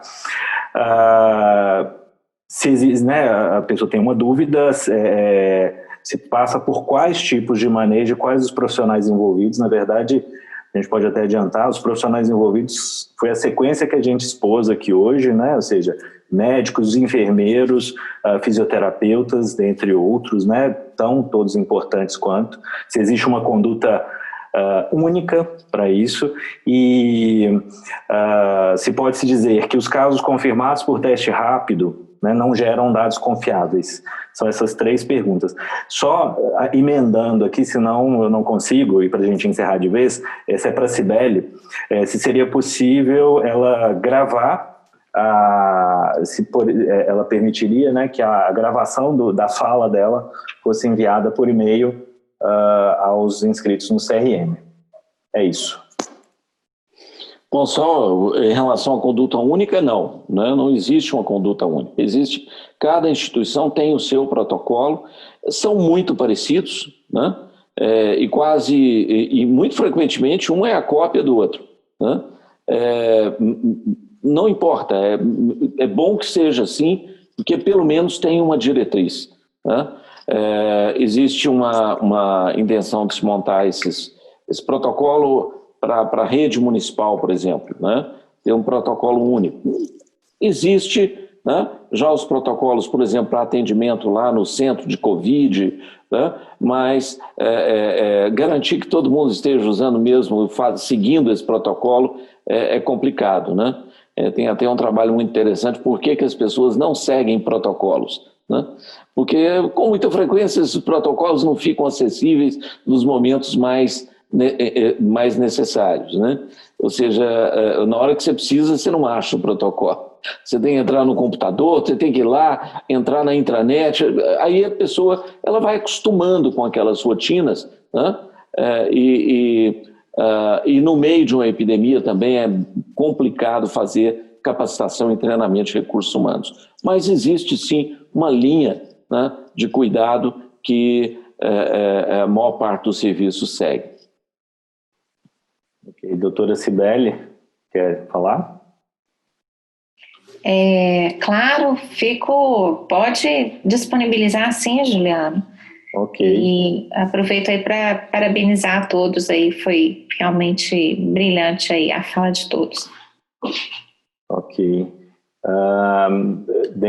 Bom, eu acho que a gente, né, nós podemos encerrar, né, assim, é muita coisa para ser falada, né, como alguém disse aqui na sala, é muita conduta, é muita informação, talvez muita coisa que a gente falou aqui agora seja modificada amanhã, né, e o que é importante é isso, discussão sempre, interdisciplinaridade, é uma coisa que eu sempre reforço, eu acho que todos aqui prezam por isso, né, não abrir a boca para falar o que não tem certeza, né, o que não está consolidado, né, vamos chamar dessa forma.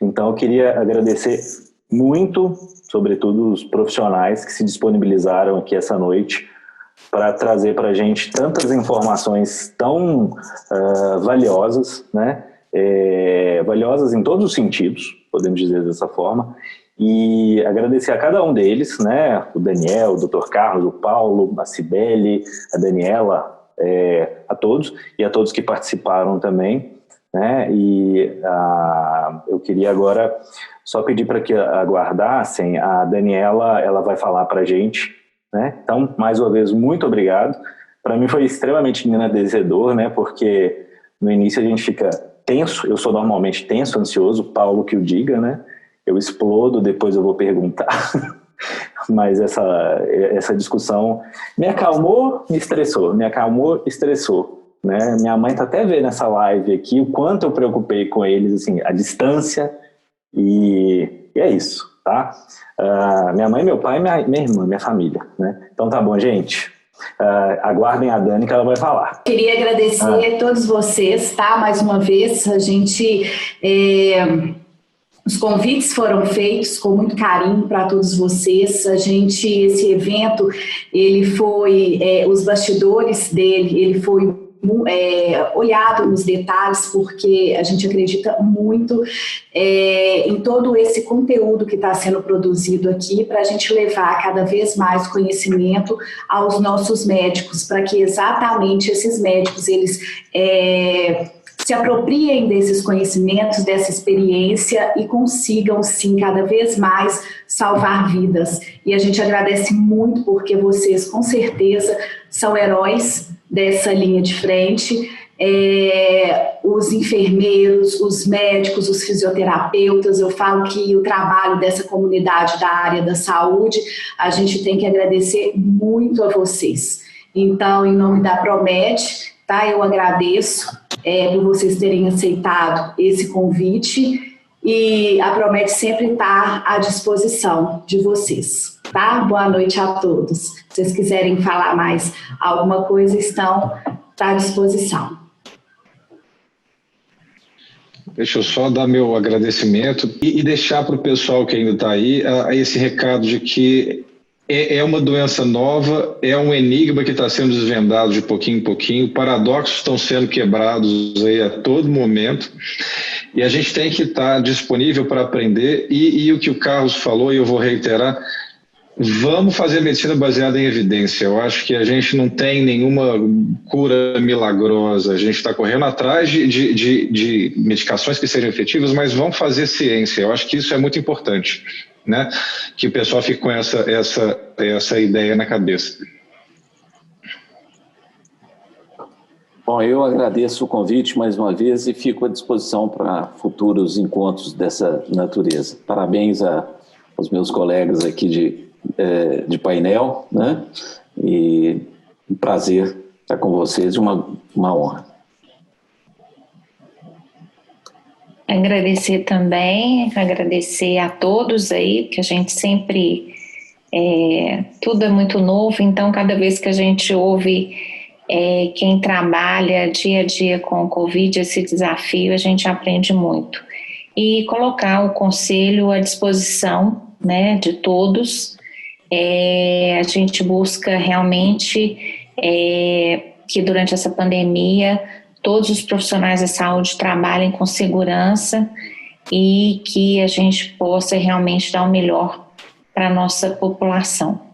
E o Conselho está à disposição para qualquer dúvida, qualquer dificuldade. E uma boa noite a todos. Daniela. Boa noite. eu queria agradecer também a oportunidade dessa explanação e de participar desse evento. E vamos continuar tentando estudar mais e manter nossos pacientes com o máximo de cautela terapêutica, né? A gente não usar outros tipos tanto de drogas quanto de terapêuticas que a gente pode achar que são milagrosas e que vão causar mais dano do que a própria doença. Obrigada e boa noite. Bom, também queria agradecer a oportunidade novamente e se eu pudesse deixar uma mensagem final, pedir que todos se cuidem realmente como profissionais, que a gente possa contribuir uns com os outros sempre, como o Juliano disse, essa questão da interdisciplinaridade, mais do que isso, da transdisciplinaridade, né? Acho que somos como os conjuntos em matemática, né? Cada um tem a sua área, os seus elementos específicos, mas tem uma zona de interseção muito importante, que é o paciente que a gente tem que cuidar. Muito obrigado, boa noite. Ok. Gente, então, encerrar em definitivo, agradecer a todos.